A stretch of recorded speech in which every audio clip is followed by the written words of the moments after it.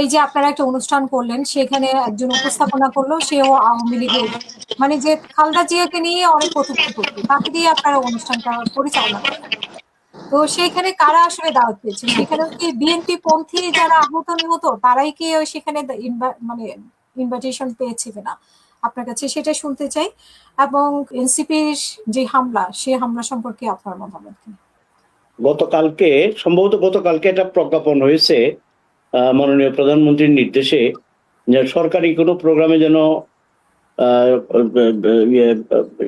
ছবি ব্যবহার করা না হয়, ওনার বা অন্য ছবি ব্যবহার করা না, এটা প্রজ্ঞাপন করে দিয়েছে।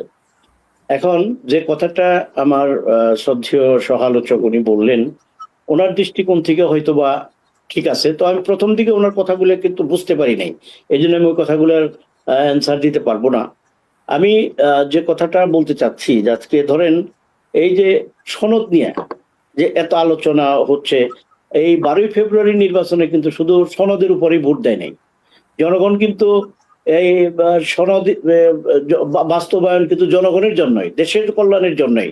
এখানে কিন্তু আরো একটি নির্বাচন হয়েছে, যেই নির্বাচনে বিএনপি 2/3 ভোট বিএনপিকে জনগণ দিয়েছে, এবং এটা হলো আইনসভা।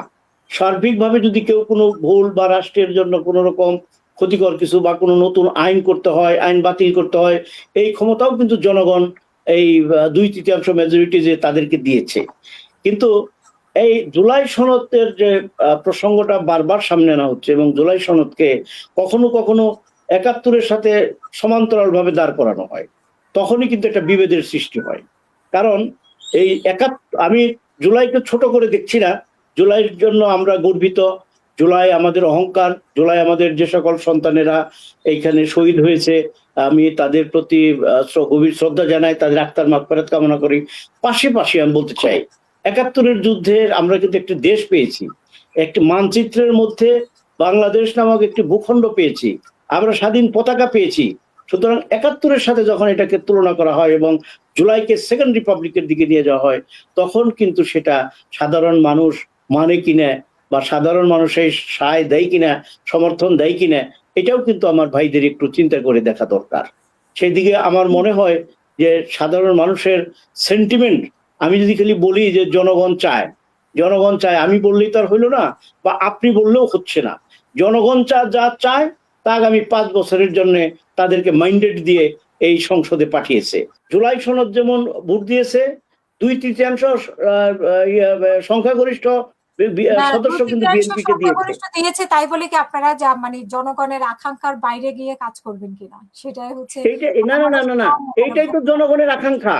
জুলাই সনদ কি ভুল থাকতে পারে না? এটাই তো জনগণের আকাঙ্ক্ষা, যে জুলাই সনদটাকে তারা এইটাই তো জনগণের আকাঙ্ক্ষা। জনগণের আকাঙ্ক্ষা যদি মনে করেন যে জনগণ যদি মনে করতো যে না, বিএনপি না অন্যরা কেউ জুলাইয়ের আকাঙ্ক্ষা পূর্ণ করবে, তাহলে তো তাদেরকে 2/3 সংসদে পাঠিয়ে দিত।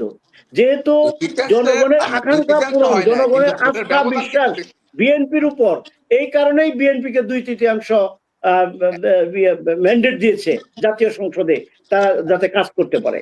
যেটাই বলি না কেন মোবারক সাহেব, আমরা জনগণ, আমি আপনি কথা বলছি, জনগণ কিন্তু ঠিকই বুঝে, জনগণ কিন্তু আপনার কথাও মূল্যায়ন করবে, আমার কথাও মূল্যায়ন করবে। আমরা যেভাবেই বলি না কেন, চাপাবাজি করি, গলাবাজি করি, সেটা ভিন্ন জিনিস। কিন্তু মূল জায়গা হচ্ছে, আপনি যদি জুলাইকে আপনারাই খাটু করতেছেন, জুলাইকে কেন আপনারা 71 সাথে নিয়ে যান?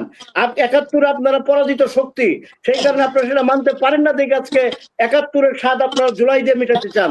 এটা অত্যন্ত দুঃখজনক।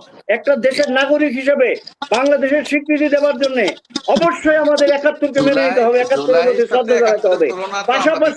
পাশাপাশি জুলাইয়ের এই দেশ থেকে ফ্যাসিস্ট বিতাড়িত হয়েছে, সুতরাং জুলাই যোদ্ধাদেরকেও স্যালুট জানাইতে হবে।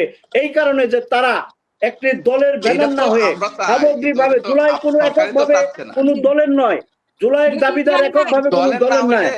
জুলাইদের আলাদা নিয়ে জাতীয়তাবাদী ফোরামের উদ্যোগে প্রোগ্রাম মানে করবেন, তো এটা কি আওয়ামী লীগের সময়ে এই গুপ্ত এবং সুপ্ত তারা সবচেয়ে সুবিধাভোগী, তারা সুবিধা নিয়েছে, এবং এই ইন্টারিম গভর্নমেন্টের সময়েও তারা সবচেয়ে বেশি সুবিধা নিয়েছে। তারপরেও আজকে তাদের যে বক্তব্য, মনে হয় যে তারা এই সম্পর্কে কোনো কিছু জানেই না। এই সময় এই কথাই আসলে তখন তাদের মানে ভীমরতি ধরে যায়, তারা তখন অন্যরকম আকৃতি বিকৃতি ধরে বিভিন্ন রকম কথাবার্তা বলে। আজকে যে এনসিপির ঘটনা, এই এনসিপি তারা কারা? তারা মূলত তো জামাত থেকে কনভার্টেড আওয়ামী লীগ, আবার আওয়ামী লীগ থেকে সেখানে ফিরে এসেছে। এটা কোথার থেকে কি হয়, আর যেহেতু একটা সরকারের আমলে হয়, তাই অবশ্যই সরকারকে নিতে হবে এবং এটার জন্য প্রয়োজনীয় ব্যবস্থা অবশ্যই সরকারকে গ্রহণ করতে হবে। কিন্তু আমাদেরকে ভেবে দেখতে হবে দেশে স্থিতিশীলতা রক্ষা করবার জন্য এবং অস্থিতিশীল বানানোর জন্য কারা সবচেয়ে দায়ী, এই বিষয়গুলো আমাদেরকে মনে রাখতে হবে এবং আমাদেরকে খেয়াল রাখতে হবে।